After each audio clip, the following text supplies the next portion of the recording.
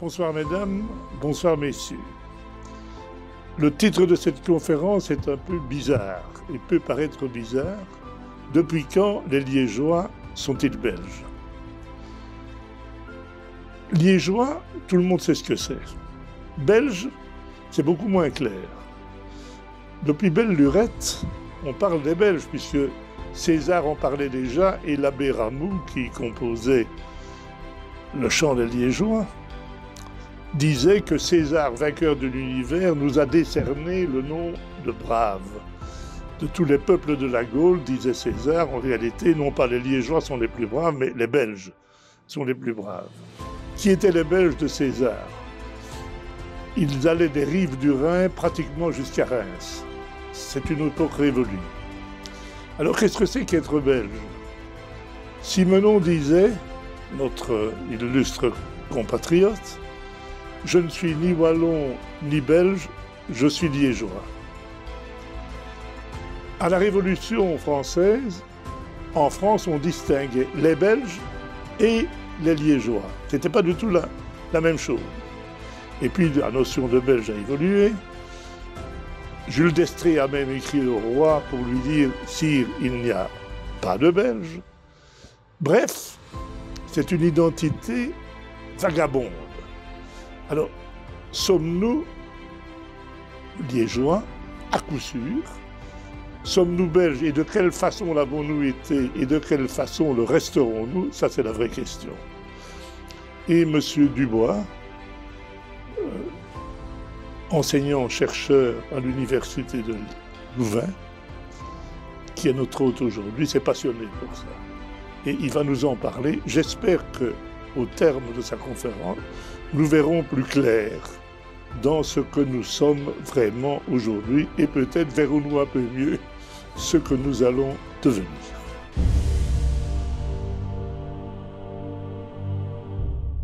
Alors, je répondrai à la question par beaucoup de questions, peut-être par plus de réponses, et en tout cas par un éclairage historique centré sur la période qui occupe ce cycle de conférences, la fin du XVIIIe siècle, le début du XIXe siècle, qui est vraiment un tournant, puisqu'il y a la disparition juridique et administrative de la principauté. En guise d'introduction, une anecdote racontée par un romancier. Ça commence mal pour un historien, peut-être, à la recherche de la vérité et du fait réel. Mais il y a quand même un fond de vrai. Et surtout, c'est une belle introduction à la question que je propose ce soir. Alexandre Dumas est en voyage en Belgique. Il a publié ses souvenirs de voyage une dizaine d'années plus tard. Il tient des carnets de notes. Il arrive à Liège avec une recommandation du roi Léopold Ier qu'il a rencontré à Laeken et de son secrétaire particulier. Il va rencontrer le lendemain un de mes prédécesseurs, Paulin, conservateur des archives de l'État à Liège. Mais ça sera le bon moment du séjour. Le début est plus amusant. Il débarque de la diligence pour gagner son hôtel, l'hôtel d'Albion, et le dialogue commence. Il est accueilli par la patronne de l'hôtel, par un « Monsieur est belge ?»« Pardon, je suis français. »« Ah, mille excuses. C'est que nous n'aimons pas beaucoup loger les Flamands. Mais si monsieur est français, c'est autre chose. » Arrive le portefaix. « Madame l'hôtesse, voici les bagages du monsieur belge qui est descendu chez vous. » Je reconnus ma malle à la lueur de la lampe et j'allai à la porte. « Vous êtes donc belge ?» me demande l'hôtesse. « Non, vraiment, je ne suis pas belge, je suis français. Voulez-vous voir mon passeport ?»« Ah, alors pourquoi dis-tu que monsieur est belge ?» reprit l'hôtesse en s'adressant au cocher. « Dame, moi je dis qu'il est belge parce qu'il vient de Bruxelles. » Pourquoi cette anecdote? Eh bien, pour vous dire que oui, en 1838, évidemment, depuis 8 ans, les Liégeois sont juridiquement, administrativement belges, mais manifestement, tout simplement dans les mots, on ne s'occupe pas encore des idées politiques ou des sentiments, tout simplement dans les mots, ils ne se disent pas encore belges naturellement. En fait, c'est un phénomène qui s'observe un peu partout, les changements de nationalité, les incorporations, les divisions, les fusions de territoires, tout cela prend énormément de temps. Et on l'observe à la même époque ailleurs, singulièrement après 1839. 1839, que se passe-t-il? Le traité de Londres reconnaît formellement l'indépendance de la Belgique, mais aussi scinde en deux le Limbourg et le Luxembourg. la partie qui restera Grand-Duché de Luxembourg et la partie du Limbourg néerlandais actuel. Et là aussi, pendant plusieurs dizaines d'années, les gens se diront encore belges, alors qu'ils ne sont plus, tandis que la partie du Limbourg, du Luxembourg, parlera de la province perdue ou des compatriotes perdus. Je vous invite donc à réfléchir à deux questions qui sont assez distinctes. Depuis quand les Liégeois sont-ils désignés du nom de Belges, et le font-ils spontanément ? Et depuis quand les Liégeois se considèrent-ils comme des Belges ? Ce sont deux choses distinctes. Depuis quand on les appelle Belges, ou un autre nom, synonyme pour les habitants de Bruxelles et de Namur, et depuis quand ça devient spontané. Alors j'ai exhumé les chiffres d'un sondage, ça vaut ce que ça vaut, c'est un sondage, mais les résultats sont quand même assez particuliers. Si on les compare à d'autres provinces, c'est qu'en province de Liège, il y a quand même 21% des gens qui spontanément cochent la case liégeois, contre 33% de Belges ou 17% d'abord citoyens de leur commune. C'est assez particulier parce que le taux d'identité provinciale est beaucoup, à part en Ouest-Flandre, dans les autres provinces belges, on est en dessous des 10% de réponses de ce type. Mais il y a encore une autre question, c'est on se dit liégeois, mais ça veut dire quoi ? Est-ce que c'est un habitant de la ville de Liège, d'une province de Liège ou d'un pays de Liège sans limite bien précise? C'est évidemment pas la même chose. La ville de Liège, c'est grosso modo 15% de la population de la province. L'agglomération, environ 700 000 habitants, représente 63% des 1 110 000, 111 000, arrondissons, habitants de la province. Donc il y a ce problème de vocable qui n'est pas forcément le même partout. On est plus à l'aise si on parle d'identité bruxelloise ou brabançonne. Il y a deux mots différents pour dire deux choses différentes. Le problème du cas liégeois, c'est qu'on peut être liégeois par sentiment urbain ou métropolitain, l'attachement à une ville, mais aussi par un attachement à une province. Alors, M. Boxon l'a déjà évoqué, et moi aussi je voulais évoquer le valeureux liégeois parce qu'il fait référence justement à cette identité belge ancienne. En fait, c'est la version de 1830 qui fait référence à cette identité belge. Dans la version de 1789, il y a des couplets qui sont moins amusants à chanter aujourd'hui parce que personne ne comprend à peu près rien aux paroles d'origine, qui font référence vraiment aux événements révolutionnaires de 1789-1790. Mais en 1830, on met un petit vernis belge là-dessus. La Belgique a cet avantage quand on veut faire un récit national, comme le font tous les groupes sociaux, toutes les nations, mais aussi tous les pays, toutes les régions, voire toutes les villes. Il faut se raccrocher à un passé aussi lointain que possible.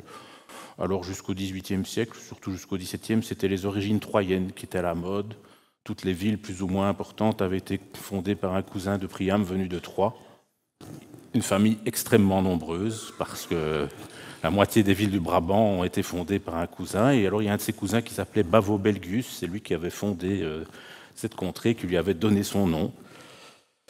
Mais la Belgique a cette particularité d'être l'État contemporain existant qui a le nom le plus ancien de l'histoire, après la Grèce, par référence à ce passage de César. Et ce n'est pas que par nationalisme ou patriotisme romantique du XIXe ou du XXe siècle que ce passage était lu. Déjà au XVIIIe siècle, dans les classes des provinces belges, à Bruxelles, Namur, pas à Liège, on demandait aux élèves de se lever quand on traduisait la guerre des Gaules, et puis il fallait vite se lever puisque, on vient de le dire, c'est la première phrase de tous les peuples de la Gaule, les Belges sont les plus braves, puis à la suite, là on peut se rasseoir parce qu'ils sont les plus éloignés de la civilisation. Mais au moins, il y a quelque chose à quoi se raccrocher. C'est qu'on n'a pas beaucoup de sources, ces braves Gaulois n'ont pas laissé de texte, les vestiges archéologiques sont peu nombreux, on a peu de choses à raconter, et donc on peut facilement le faire.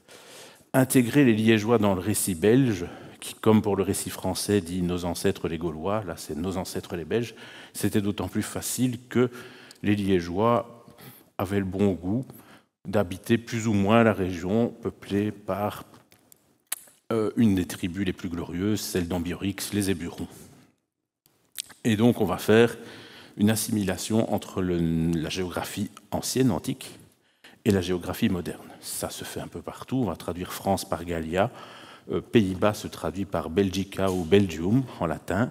Si on prend un dictionnaire latin-français, c'est la traduction officielle. Et liégeois se traduit par Éburones, les Éburons.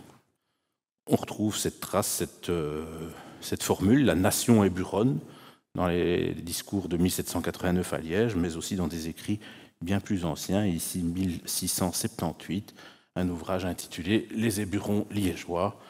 Et l'auteur a le bon goût de nous expliquer, surligné en vert, en demeurant constant, que les Éburons, maintenant liégeois, donc il explique que c'est le nom ancien de ce peuple qu'on appelle liégeois aujourd'hui.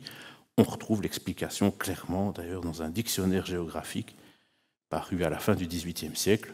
Les liégeois sont les anciens Éburones, Eiburen en celtique, et encore aujourd'hui en flamand, ou paysans des bruyères, ce qui prouve que leur pays n'était en grande partie que forêt et bruyère, telle qu'est encore la Campine, quand César latinisa le nom Eiburen. Étymologie arrangée, fantastique, on adore ça au XVIIIe siècle, ça commence à se perdre un peu. Alors, c'est assez diffusé, à un point tel qu'un voyageur qui parcourt Liège, dans le pays de Liège en 1802, écrit « Aucun peuple n'a conservé son caractère original comme les Liégeois. On retrouve à chaque pas dans les rues et les marchés de Liège les traces de l'esprit et des usages des Éburons. C'est étrange parce qu'ils sont censés avoir été décimés par les troupes romaines. Mais voilà, il y a cette idée qui est vraiment une culture classique, antique, depuis le XVe, XVIe siècle, transposée dans un espace contemporain. Alors la principauté de Liège, vous en connaissez comme moi les limites, assez tourmentée, complexe, indescriptible. Il vaut mieux avoir une carte sous la main que de se lancer dans une description. C'est vraiment l'état des frontières médiévales typiques qui se sont figées, qui ont survécu extrêmement tardivement jusqu'en 1795. Avec tout l'autre problème, il y a toujours une centaine de localités au XVIIIe siècle dont la souveraineté est disputée rien qu'entre les Pays-Bas autrichiens, qu'on appelle aussi les provinces belges ou belgiques à l'époque, et la principauté de Liège. Et pour le plus grand bonheur des habitants, on n'y paie en général pas d'impôts en attendant que le conflit qui dure depuis des siècles soit réglé, où on y imprime tout ce qui est interdit ailleurs. Tout au long de l'Ancien Régime, on distingue clairement les Belges des Liégeois. Les Belges sont les habitants des Pays-Bas méridionaux, provinces belges, Pays-Bas espagnols puis autrichiens, qu'on désigne déjà de ce nom de Belges, mais les Liégeois, c'est autre chose, c'est un peuple à part, puisqu'ils sont dans un état entièrement séparé de longue date. Et finalement, cette habitude de donner une identité, un caractère particulier à la population d'un pays, est aussi fort ancienne. On en trouve les traces du 15e, 16e siècle. Ça traînaille encore dans nos jours, singulièrement dans les guides touristiques. L'écossais est avare, le français aime le vin. Et un auteur 18e note qu'à partir, il passe la frontière belge, et là on arrête de boire du vin, on boit de la bière. Les maisons sont beaucoup plus propres aussi. Ça fait partie des clichés qu'en France. Un auteur en 1790 décrit le caractère des Liégeois. Un diplomate français au début du XVIIIe les surnomme, écrit qu'on les surnomme les Gascons ou les Italiens des Pays-Bas. C'est-à-dire que de temps en temps, vu ces frontières complexes, on va dire que Liège fait géographiquement partie de la Belgique, des Pays-Bas, mais sous une souveraineté, celle d'un évêque. Par exemple, quand des Liégeois doivent séjourner à Rome, pour expliquer d'où ils viennent, au XVIe siècle, ils se présentent généralement comme des Flamands de nation liégeoise, en expliquant qu'ils parlent français. Pourquoi ? C'est resté dans la culture classique. Vous allez dans n'importe quel musée du monde, vous voulez contempler la section des maîtres flamands, de la peinture flamande, ça peut être Roger de la Pasture qui est un Tournésien, voire certains peintres liégeois, mais c'est l'étiquette flamande qui est restée. Pourquoi ? Parce que c'est le nom qu'on donnait au XVIe siècle à la région, des Pays-Bas, des provinces belges en général. On appelait ça la Flandre, on désignait le tout par la partie, on continue à le faire très longtemps. L'encyclopédie l'explique, qu'on désigne. On désigne aujourd'hui dans le langage courant sous le nom de Hollande les Pays-Bas, ou sous le nom de Suisse, ce qui n'est qu'un des cantons de la Confédération helvétique, canton de Schweiz, qui n'est pas le plus connu. Et au XVIIIe siècle, on se demande déjà pourquoi, mais l'habitude est prise de désigner le tout par la partie. Au XVIIIe, on dira plutôt volontiers le Brabant pour désigner l'ensemble des Pays-Bas autrichiens. Ça peut aller très loin. Ça amène des grands auteurs comme Walter Scott, en 1823, qui fait parler flamand les Liégeois parce qu'il pense que ça s'étend à l'ensemble. Et ces stéréotypes vont parfois très loin. Il y a comme ça un autre voyageur parisien qui tient des petits carnets au crayon et il débarque à Liège et puis là il s'étonne parce que je ne comprends plus rien, tout le monde parle flamand. C'est juste qu'on ne parle pas le français standardisé de l'Île-de-France. À la fin du XVIIIe, 4 millions de Français sur 20 parlent français, c'est-à-dire le dialecte de l'Île-de-France, et ils ne comprennent plus le dialecte local, et donc ils s'empressent de Touré. Il raconte qu'il trouve facilement un prêtre pour lui demander son chemin en latin dans la ville. Et donc, on a des écrits qui nous disent « Oui, ça fait partie plus ou moins géographiquement de la Belgique. Ce sont les anciens Éburons, mais ils sont quand même très à part. » Tout le monde est d'accord. Alors, on pourrait passer le reste de l'heure à lire des extraits de voyageurs. C'est toujours très drôle. Il faut absolument trouver une spécificité. Ce français, en 1694. Les Liégeois sont spirituels, accostables et hospitaliers. Ils ont le jugement subtil, sont braves dans la guerre et dans les combats, mais fainéants et paresseux. Opiniâtres, mutés et plus portés à la discorde qu'au travail, à cause de leur témérité et de leur audace naturelle. Ça peut aller plus loin encore dans les stéréotypes. Ce voyageur allemand, un des plus... qui a laissé des récits de voyage parmi les plus amusants sans doute, mais aussi une véritable contribution à la discipline géographique, Forster, qui vient d'Aix-la-Chapelle. En bon allemand, et comme tous les ouvrages de géographie allemands, il situe Liège en Allemagne, une des plus belles villes de Westphalie, puisque c'est géographiquement dans le Saint-Empire. Vous voyez, les points de vue peuvent être très différents. C'est la Flandre, c'est la Westphalie, choisissons. Et puis, il est surpris parce qu'il côtoie, c'est ce qu'il écrit. Il n'y a pas que des grands blonds aux yeux bleus. Il ne parle pas allemand, mais alors pas du tout. Il n'a pas trouvé quelqu'un qui comprenait ce qu'il raconte, mais il parle un peu français et latin. Pour les touristes du XVIIIe siècle, c'est indispensable. Il quitte Aix-la-Chapelle, il arrive à Liège et il écrit ceci. « Il m'a semblé avoir été transporté par un coup de baguette dans une région très lointaine.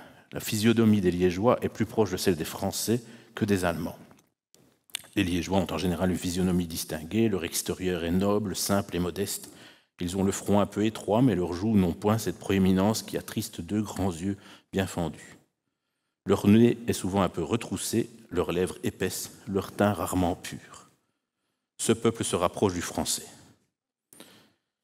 Les Liégeois ne peuvent nier leur rapport avec les Français. Comme eux, ils sont doués d'une gaieté frivole, comme eux, ils sont courageux, encore, c'est cohérent, et je pourrais ajouter qu'ils ont, comme eux, cette politesse naturelle qui caractérise la nation française. Une identité bien marquée, bien distincte de l'identité belge, au point que, à l'époque, les provinces belges sont gouvernées par un souverain autrichien, et à Vienne, on trouve que les relations sont tellement tendues entre les Belges et les Liégeois que pour régler tous ces problèmes de frontières notamment, il vaudrait mieux négocier directement à Vienne, sinon ils vont continuer de s'empoigner physiquement le cas échéant. Il faut traiter les affaires entre la nation belge et la nation liégeoise à Vienne directement. Bref, on a une identité bien marquée. Autre exemple, et je resterai là pour... mais bon, je ne résiste pas au dernier passage, une gazette de décembre 1790. Notre pays touche par tous les points aux Flamands, dont plusieurs villages sont enclavés dans notre territoire, et pourtant, un Liégeois et un Flamand ne se ressemblent pas plus qu'un Italien et un habitant du Tibet. Le Flamand est lent, pesant, soupçonneux, fanatique et vindicatif. Le Liégeois est tout l'opposé. Alors, voilà. Alors, on pourrait se lancer dans une étude essayant de voir s'il y a une cohérence dans tous ces propos, mais l'essentiel pour moi, c'est, quittons l'époque moderne, arrivons à l'époque des révolutions, il y a une identité liégeoise bien marquée, la distinction est nette, les Liégeois ne sont pas des Belges.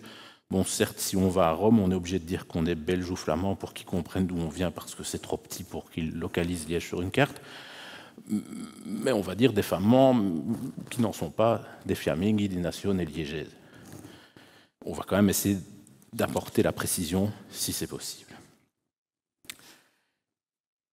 1789-1794, Les révolutions, très différentes, une révolution plutôt conservatrice du côté belge, une révolution très avancée du côté liégeois. Et pourtant, des deux côtés, comme cette espèce de nécessité, de besoin de fusionner. Sous une forme fédérale ou confédérale. On s'aperçoit que la géographie impose de coopérer pour des révolutionnaires qui n'ont pas les mêmes buts. Mais l'État liégeois est à ce point imbriqué dans les provinces belges qu'il faudrait envisager de créer, par exemple, une république belgique et liégeoise unie, ou une confédération de 13 provinces, la Liège étant la 13e province, mais où Liège conserverait un maximum d'autonomie. C'est finalement une confédération qui se limiterait à la défense, la diplomatie, peut-être la monnaie, on en discutera plus tard. 1795, la principauté va disparaître complètement de la carte, mais pas des esprits. La départementalisation, c'est-à-dire le découpage en 9 départements du territoire, va bien malmener le pays de Liège. Alors il y a un grand sentiment de frustration à Liège. Les Liégeois ont été à la pointe de la Révolution, ils soutiennent la Réunion à la France, ils soutiennent le régime français. Pour être précis, ils sont quand même un peu plus tièdes quand ils découvrent l'impôt direct, qu'ils ne connaissaient pas en principauté depuis des siècles.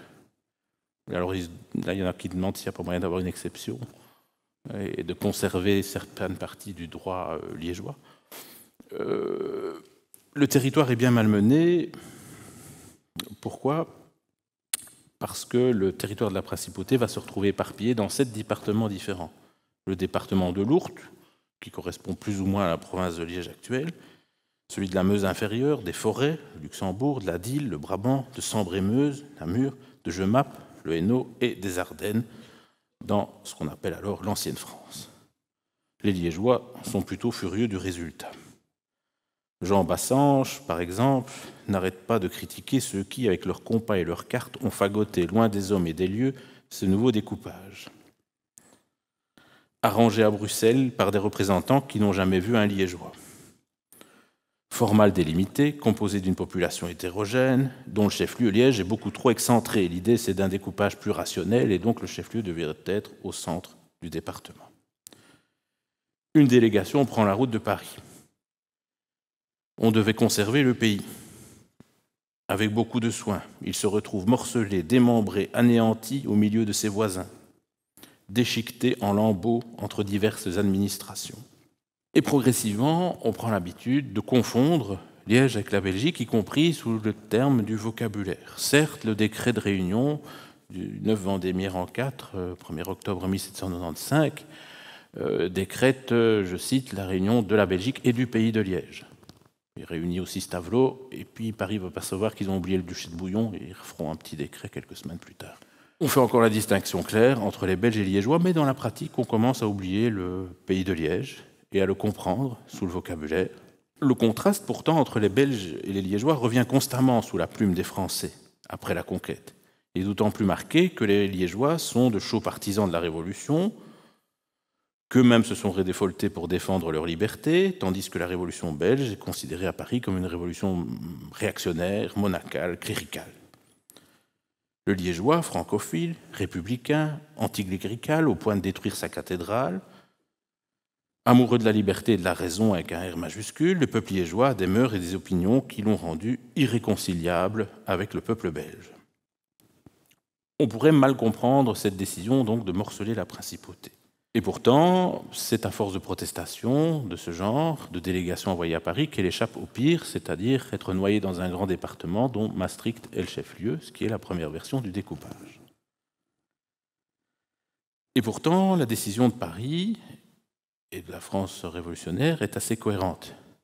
L'idée, ce n'est pas de préserver dans un département les super révolutionnaires et les super partisans de la Réunion, c'est au contraire de les mélanger en espérant que ces esprits novateurs vont influencer tout le reste.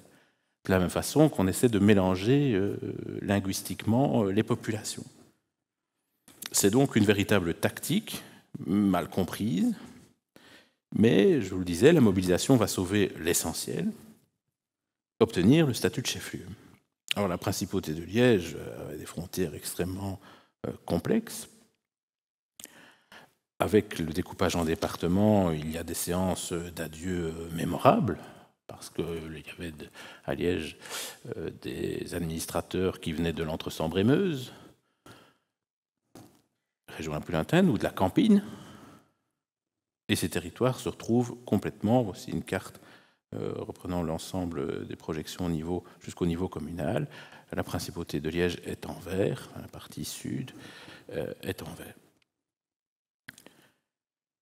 En fait, on peut estimer que grosso modo, un tiers seulement du département de l'Ourthe faisait partie, aussi un agrandissement, un tiers du département de l'Ourthe faisait partie de la principauté. C'est ça qui est intéressant dans cette question, depuis quand les Liégeois sont des Belges, et ont-ils le droit de se prévaloir du passé principautaire? C'est ça qui est amusant, c'est que les 2 tiers de la province de Liège n'ont jamais fait partie de la principauté.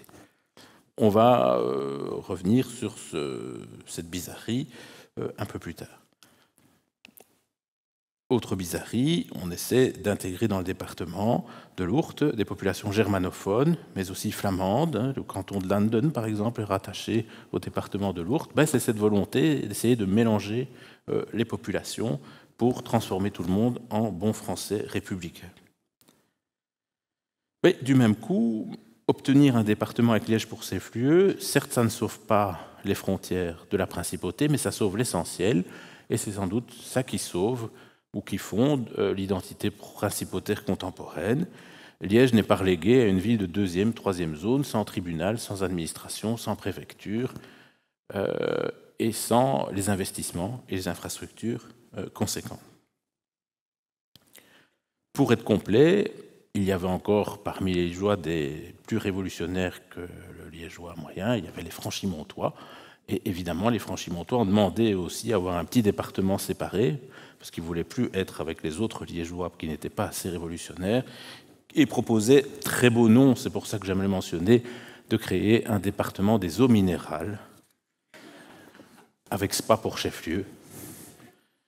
Et Paris a fait des commentaires sur le nom, parfaitement dans la philosophie. L'idée de la départementalisation, c'est aucun nom historique.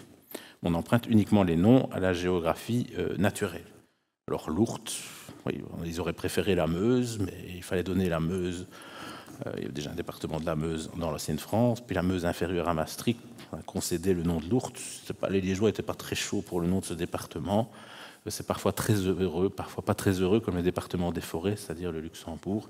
Il n'y a pas toujours de grandes trouvailles, mais on fait table rase, on veut faire disparaître le passé. Et là où on voit que l'identité liégeoise était assez vivace, c'est que personne ne s'est dit ourtois ou ourtien dans le langage courant. Le nom de liégeois va survivre et il va revenir officiellement en 1815. En principe, le nom de pays de Liège disparaît. Mais en fait, dès le régime français, phénomène très intéressant,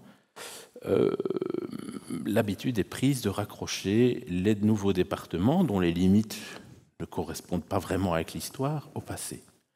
Et donc, dans des descriptions abrégées, comme cette description des 9 départements de la Belgique, eh bien, l'auteur va nous expliquer, et c'est ce qu'on commence à enseigner dans les écoles, décrivez les 9 départements de la Belgique, eh bien, le département de l'Ourthe correspond plus ou moins à l'ancien pays de Liège, le département de la Dyle plus ou moins à une partie du Brabant, et le département de Sambre-et-Meuse plus ou moins au comté de Namur, alors qu'il correspond à peine à l'arrondissement de Namur et pas au reste de la province, si on veut être très précis.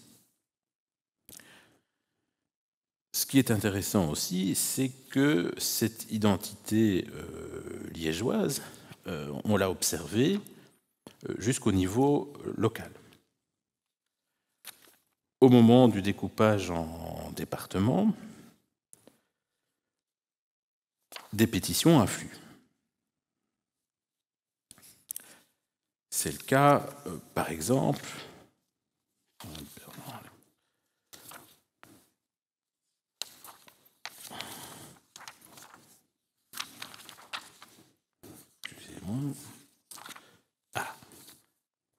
c'est le cas de la petite commune de Lisogne qui proteste avoir toujours fait partie du comté de Namur. Et on retrouve cette pétition signée par tous les habitants, y compris ceux qui ne savent pas écrire, qui signent d'une marque, qui protestent avec une belle formule. Lisogne n'a jamais rien à voir n'a jamais rien eu à voir avec le pays de Liège, et notamment jamais la moindre chose avec la commune de Dinan, aussi étrangère à l'Isogne que la commune de Pékin. Je me demande toujours ce qu'un habitant de l'Isogne pouvait savoir de l'existence même de la commune de Pékin, mais ce genre d'argument revient tout le temps. On bouscule le passé, ça ne va pas. 12 villages réunis au département de l'Ourthe envoient le même genre de pétition et invoquent pour principal motif, pour être attaché au département de la Dyle, l'incompatibilité perpétuelle notoire entre le génie des Liégeois et le génie des Brabançons. La plupart des villages namurois de l'Ourthe protestent également contre leur rattachement à Liège, avec le même argument, et même des fermes isolées ou de simples terrains, ça ne peut pas aller, la frontière belgo-liégeoise est nettement marquée dans les esprits. On n'a pas encore d'identité de type culturel et linguistique, c'est vraiment une identité traditionnelle. Ainsi, Ougarde, qui était une petite enclave liégeoise en Brabant, écrit à Paris, inséparablement attaché au vieux gouvernement du ci-devant prince-évêque de Liège, il fallait oser s'adresser à la France révolutionnaire pour mentionner le mot évêque dans sa protestation, il refuse d'obéir aux ordres venant de Tirlemont et n'accepteront les ordres qui viennent de Liège. Idem dans la Campine. Asselt envoie des députés. La ville demande à rejoindre son ancienne famille comme des enfants qui, en pleurant, demandent leur mère. Tongres, Asselt, la Campine liégeoise envoient une pétition commune et puis une délégation à Paris. La Campine et les villes voisines font partie du pays de Liège. Leur position topographique les joint naturellement à l'arrondissement de Liège. Le vœu du peuple les y appelle. Ce bon peuple tremble d'être tyrannisé par des Belges. Saint-Tron se plaint à plusieurs reprises. Tous nos braves patriotes sont jusqu'ici inconsolables de se voir séparés du département de l'Ourthe, notre vieille et séculaire patrie. Mais d'autres sont plus rationnels et rappellent que c'est bien gentil tout cela, mais regardez un peu la carte, la principauté de Liège, c'est impossible, c'est une aberration géographique, il faut fusionner. Il fallait déjà fusionner les Belges et les Liégeois, il faut fusionner et intégrer complètement Liège à la France. Séparés des Belges, nous n'aurions aucun avenir économique, ça devient plus pragmatique et plus sentimental. Et puis, de toute façon, dit un autre qui sort l'argument, lui, culturel, la moitié du pays de Liège est belge. Alors, ça veut dire quoi ? Eh bien, il nous dit, c'est-à-dire, chers administrateurs de la République, qu'elle parle belge, elle parle le langage, les mœurs, les préjugés des Belges. Il vise évidemment la Campine, la partie flamande de la principauté de Liège, l'ancien comté de l'Aube. Un autre est plus grandiloquent. Liège, réuni à la Belgique, voit fleurir son commerce, fait valoir le caractère laborieux des Liégeois, a des ports sur l'océan, est un peuple capable de se faire respecter. Liège, séparé de la Belgique, en devient en quelque sorte l'ennemi, est abandonné à lui-même, est un pays ouvert au premier tyran qui voudra lui donner des fers. Fin du régime français, fin de l'année 1813, premier jour de 1814 pour Liège, les Cosaques franchissent la Meuse.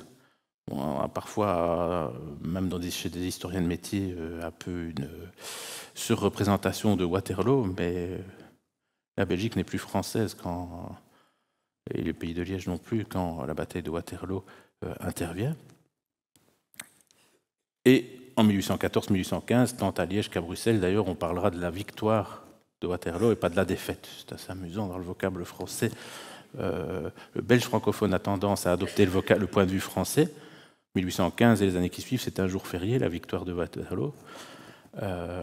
Et tout doucement, on va adopter le point de vue français, la défaite, tandis que nos confrères flamands parlent toujours de la bataille de manière plus neutre, même dans le vocabulaire. 1814, les Alliés disent qu'on va rétablir l'ancien régime, et donc, logiquement, on pourrait rétablir le prince-évêque sur son trône, ça tombe bien, il est toujours vivant. C'est le comte de Méhan, et le comte de Méhan se rappelle à tout le monde qu'il existe, à tous les moments, quand on fait disparaître le pays de Liège, à chaque traité, il réclame une petite pension en indemnité. Il a un frère et un neveu qui sont de très fins diplomates, toujours très actifs.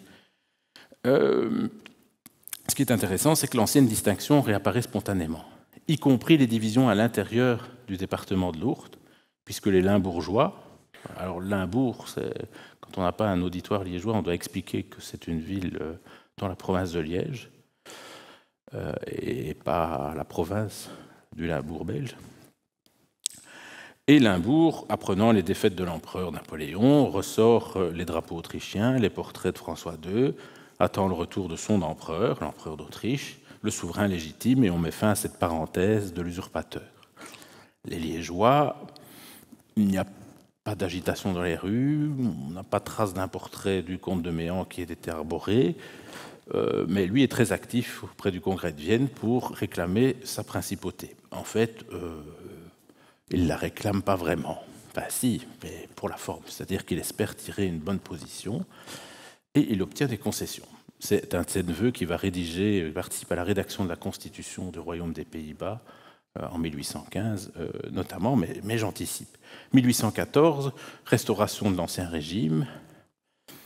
C'est le cas pour la Belgique. Les Alliés, en fait, proclament, c'est un fait complètement oublié, début février 1814, proclament en toutes lettres l'indépendance de la Belgique, mettant en place un gouvernement provisoire de la Belgique, et plus on rallonge, et du pays de Liège, puisque la distinction, Dieu veut qu'on retourne à l'Ancien Régime, et qu'il y a eu une parenthèse qui est une occupation française, on reprend le point de vue, donc c'est au souverain autrichien, et puis, ah oui, il y a aussi le duché de Bouillon, que va-t-on en faire ? L'empereur d'Autriche désigne donc un gouverneur général de la Belgique et du pays de Liège, chargé d'administrer ces régions. Et ce qui est amusant, c'est que dans les requêtes qu'on adresse à ces autorités et à leurs successeurs, la notion de prince de Liège, de souverain, de souveraineté à part entière réapparaît. Mais réapparaît dans les documents officiels, réapparaît dans la presse, c'est-à-dire qu'on voit Belgique et Liège constituer deux rubriques avec les nouvelles classées par pays. Alors à un moment, Liège se trouve sous la sous-rubrique Allemagne et va progressivement glisser sous la rubrique Belgique, quand Liège repasse sous autorité belge. Et le prince-évêque de Liège n'a pas oublié qu'il l'était. Il signe tous ses courriers ordinaires, le prince-évêque de Liège. Donc il n'a pas renoncé à son titre. C'est formel, il espère une position avantageuse. Au niveau local, il n'y a pas grand monde pour croire à une indépendance. Mais il y en a pour l'espérer. Les préfets, les uns après les autres, ont noté que le vœu général, il ne faut pas se nier, est de former un État séparé. Un voyageur hollandais présent à Liège en 1814 note que les Liégeois veulent constituer une nation à part entière et qu'ils constituent une véritable nation. Bref, cette frontière belgo-liégeoise est toujours présente. Méan obtient des concessions. La même semaine, le nouveau souverain qui va fonder le Royaume des Pays-Bas, qui réunit la Hollande, la Belgique et le pays de Liège.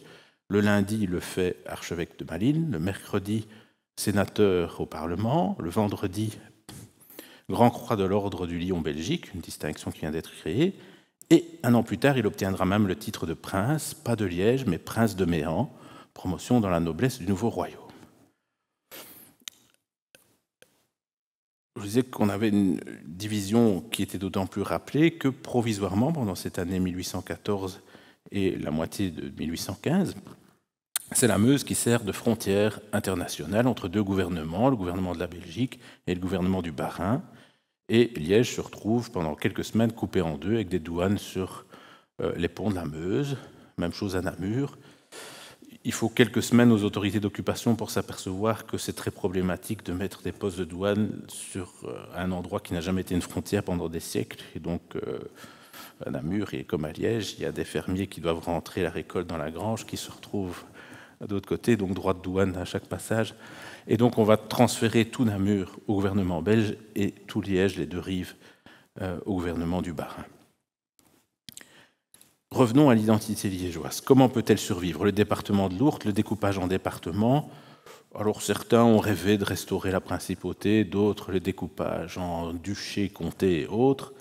Mais tout le monde trouve que, à commencer par Guillaume Ier, qui devient roi des Pays-Bas, qui s'autoproclame en mars et qui reçoit la bénédiction du Congrès de Vienne, 1815, tout le monde trouve que ce système français, la Révolution c'est mal, mais finalement, le système napoléonien c'est bien pratique, son organisation administrative, son code civil, son code pénal.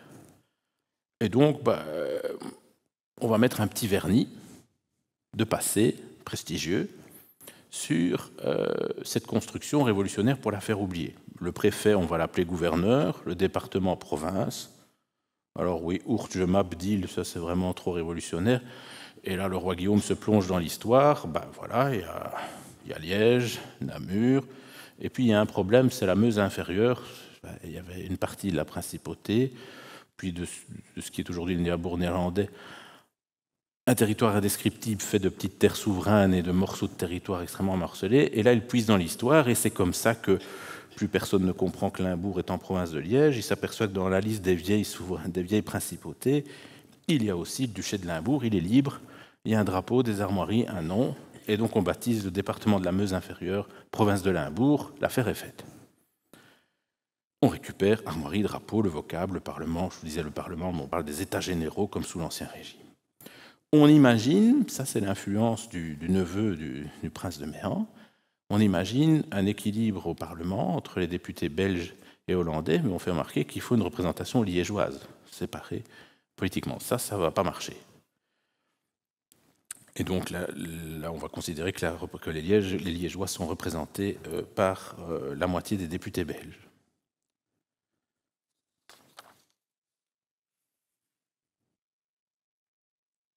C'est donc finalement ce vernis d'Ancien Régime qui va permettre de raccrocher un département créé sous le régime français à une identité plus ancienne, celui de la principauté.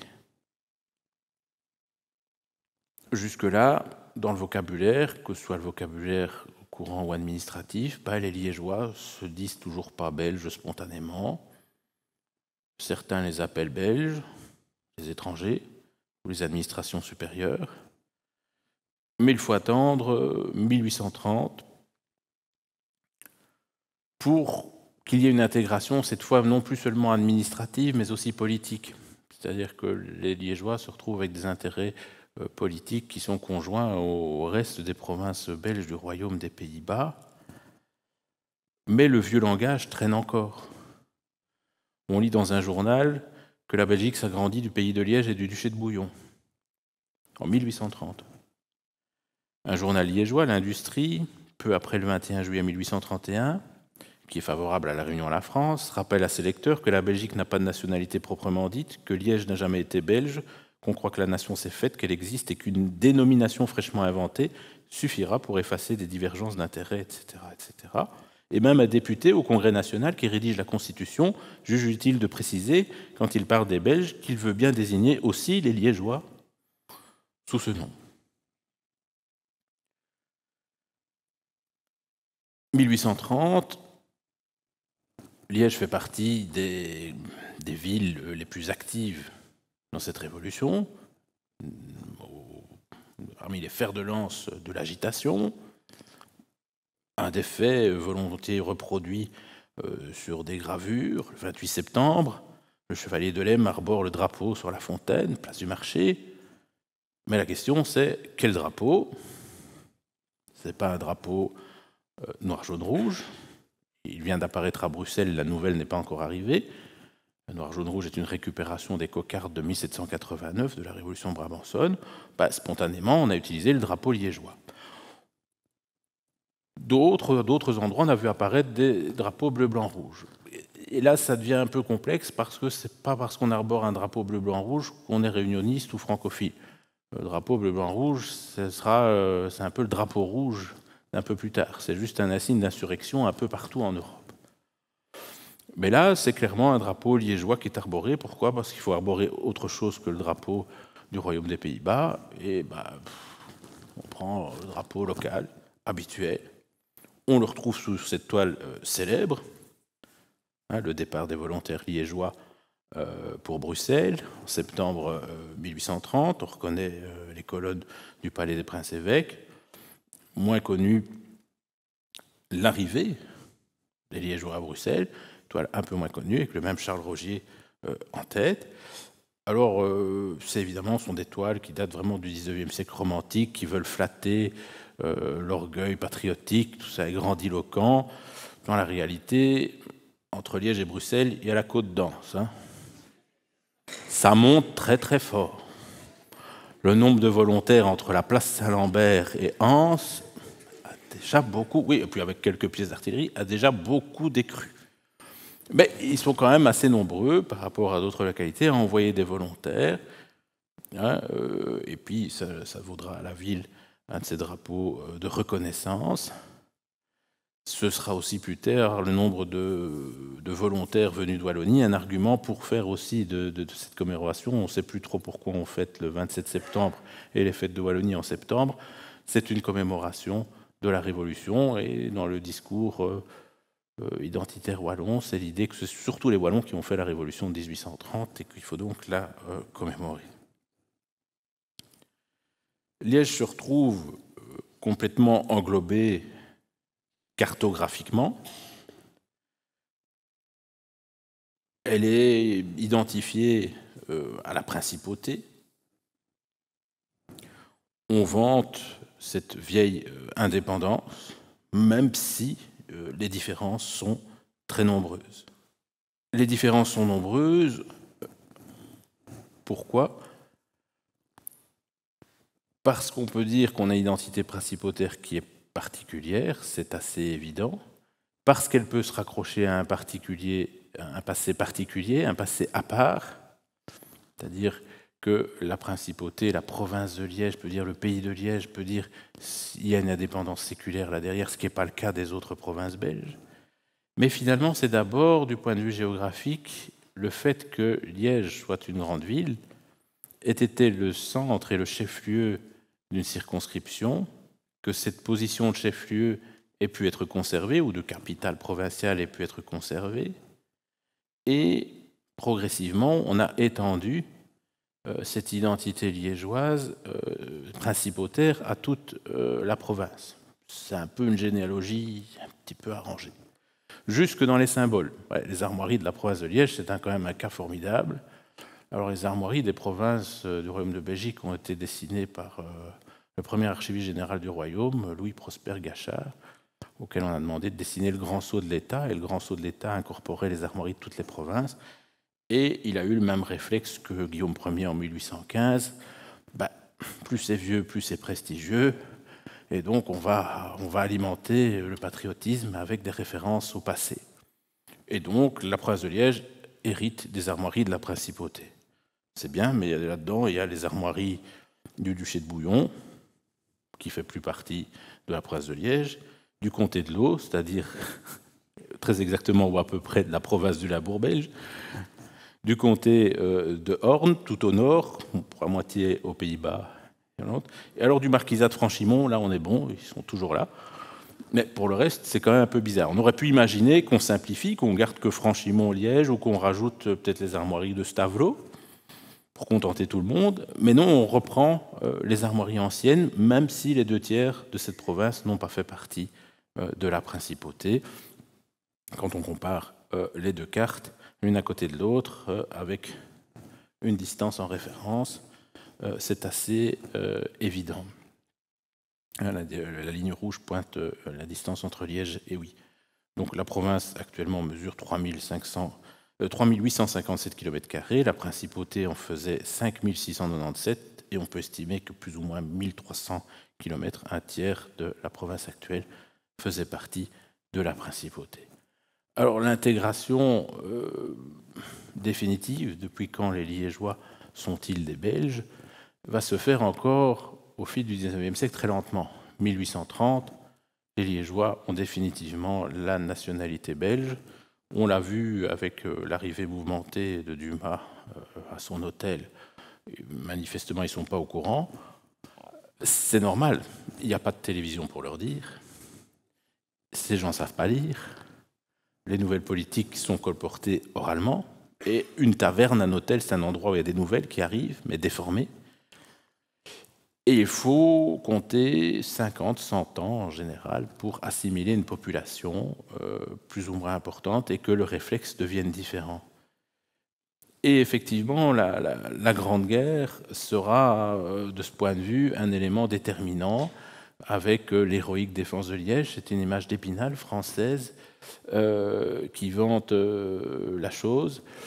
avec une réputation internationale de Liège qui va être propagée un peu partout dans le monde par la propagande étrangère également, française, hein, où de la même façon que